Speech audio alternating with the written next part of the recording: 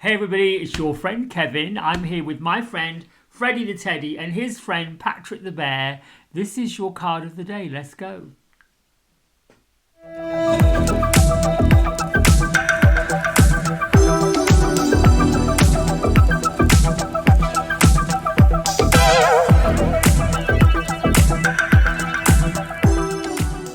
Okay, so this is a Sunday, and it's actually the 1st of October 2023. And it's the day I choose a new Archangel for the week and a different deck to read from. Usually I'll just pick whatever comes, but today I thought a little bit more about this and decided that Angels and Ancestors was going to be my deck of choice. These are by Kyle Gray and the images are by Lily Moses. So let's get first of all, because this is the 10th month and the first day, we can look at it as being a number 1. But then I'm going to add the 10th month with the first day, which is 10 and 1, that's 11. So I can choose 11, which I think is kind of a light number. So I'm going to go with 11. Or I could reduce the 11 down to a 2. But I like to choose 11. So that's how I'm going to get to this number today. Because I think somehow it's magical. 1, 2, 3, 4, 5, 6, 7, 8, 9, 10, and 11.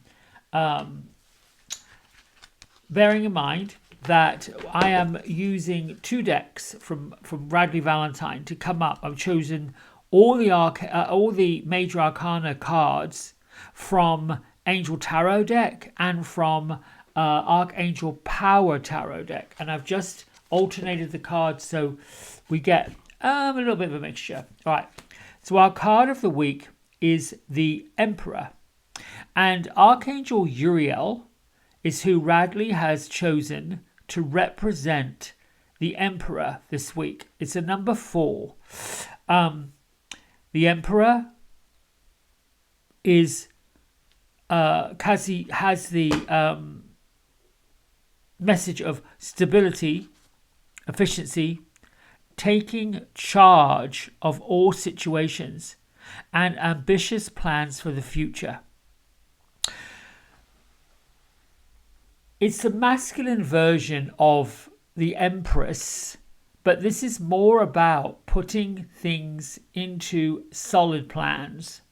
It would be a little bit like going to the bank manager or somewhere and saying, this is my idea, and this is what I'm passionate about, this is what I'm wanting to do. And the Emperor saying, that's all fine and dandy, let us see this facts and figures on paper. So expect this week the energy of each day to have an element of a goal setting, an action plan, something that you can be tangible about so that you bring it down into manifestation mode. So now we're going to shuffle the cards and see how my isms: I am wisdom, I am light, I am a star, and I shine bright. I am a spiritual heart warrior. That means I am all about love. So here we go.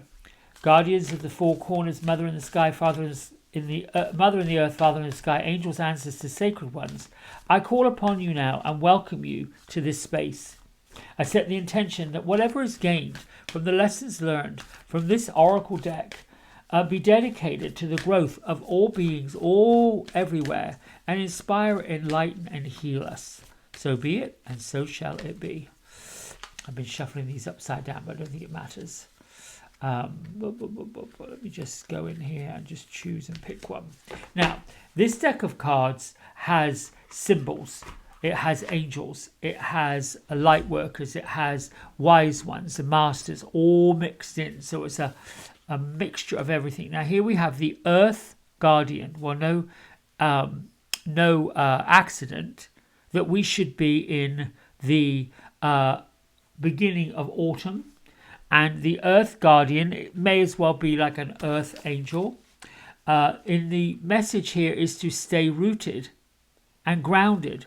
So many of you in the Northern Hemisphere might be working with the earth, raking up leaves, trimming off limbs if you have a garden, or going into a park and watching the leaves turn. Pay attention to the birds as they begin to start nesting for the winter. If you do have a garden, go get some bird feeders. They're beginning to get themselves fluffed up and ready for their winter down feathers. So the Earth Guardian is reminding us to get to the element of Earth. Not to say that there's a heaviness about it, but it's almost as if you want to get out of these wild feelings, if your mind has been all of the chatter, then it's time to think of your feet and pull the roots. You can use Archangel Gabriel or Archangel Gabriel, depending on how you see her. And you can ask the Archangel to come and put the copper roots down into the ground. And let those copper roots in your meditation sink beneath the surface of the earth, going deep, deep, deep, deep down until those roots that come from your feet wrap themselves around the crystalline layer, because right down at the bottom of the earth there is crystals. So now today, this energy, it is time to connect deeply with your earthly roots, with Mother Earth, so that you can feel totally and utterly grounded and really supported. We've got this culture, we have this media thing going on where power struggles are happening in various areas of the Western world, and maybe in Europe and other places. There will always be these elections happening.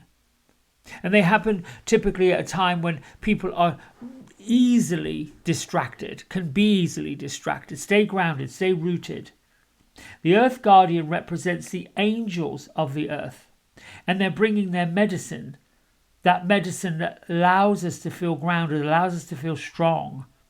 They protect us. They're protecting the foundation of us. They're protecting what holds us up. They're protecting everything that we hold dear to our heart, our friends, our loved ones. They're bringing shelter to birds, to wild animals. The Earth Guardian is a beautiful part angel, part elemental, almost to me looks like a beautiful fairy, non-binary, showing who they are as being a divine being without any kind of human gender. So it's important for you to stay grounded today, stay grounded in all of your approach, all of your current situations. Notice if you're rushing ahead or making a decision based on fear. If you're making a decision and you're rushing and you're trying to get things done because you're frightened of something happening, then you're missing out on growth. And you're missing out on what you truly do deserve. Take some time to calm down and get grounded before proceeding further. Breathe and connect with the center of yourself, that area around your belly button. Consider what's important to you. Consider what you need to do. Consider all the things that you hold dear. I'm going to read from Yasmin Boland's book, if I can find it here, because we just came out of a full moon, and it's in Libra, or the new moon will be in Libra. The full moon may have been coming out of Virgo. I'm not a moonologist, but some of you out there, if you're on this channel and you're listening to this, maybe you can pop in some comments and clarify. So here we go, October.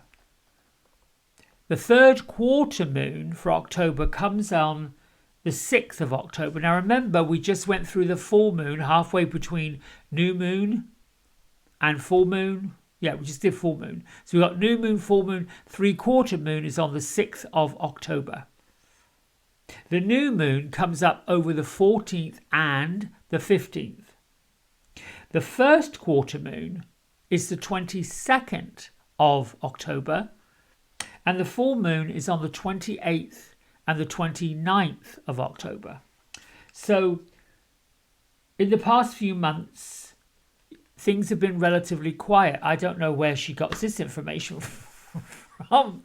But what I will say, while things are quiet, not much is happening, the mind tends to go and does that whole maniacal nonsense. So if you've got up in your fears, and you've got up in your thoughts, and you've got up in your getting kiki with your feelings, it's probably because there's not a whole lot going on.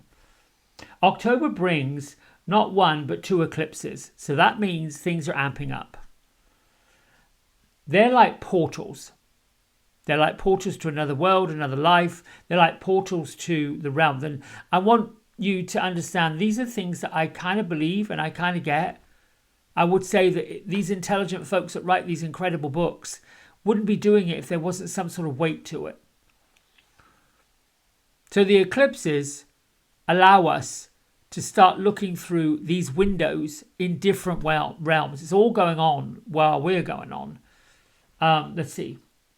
It's also worth noting that this month is that the planet of power and passion, Pluto, which I'm on the beginning part of Scorpio, so Pluto is one of my rulers, Mars another one. Pluto's getting closer to the end of its stay in the sign of Capricorn. So we're nearing the last chance to detox our lives in whichever part of the chart we have Capricorn. To verify that where that is, take a look at the house that's being activated by the full moon.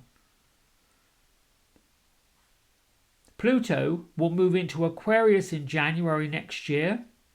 It'll make a brief and final foray into Capricorn once more in September of 2024. And then it'll finally move into Aquarius January 2044. Think about that. Oof, it's a long time. How old will I be in 2044? I don't even know if I'll be here. Okay, well, I just did the math. In 2044, I will be 82 years old. I don't know if... Okay, well, all right then. I wonder what this card of the day will look like then. Oh well, 20 years from now. What it's telling you to work on? This month I will start something new. I will leave something behind. And I will rise up like a phoenix. Yes, my friends. Yes, my friends. Now, you know, a phoenix is all about ashes and coming up out the ashes. So, you know, for those of us who felt a little certain kind of way where they're like, ooh, don't know about this. They're cycles. Sometimes the cycles can be really tough to deal with. And they could be really like, oh, good gosh, I don't want to stir this pot anymore because it's getting difficult. It's getting heavy. Reminds me of when I'm kneading a loaf of bread. That last 2 minutes of flapping and folding. It's like, okay, will this 2 minutes please go by quickly? Anyway, I digress. I think that wraps it up. We'll be here all week with our angels and ancestors and our emperor. If you want a bit more information about the emperor, go look it up online. Until tomorrow, lots of love, lots of grounding, lots of all those good things. I love you. Thanks for liking, subscribing, and keeping this going. Bye for now.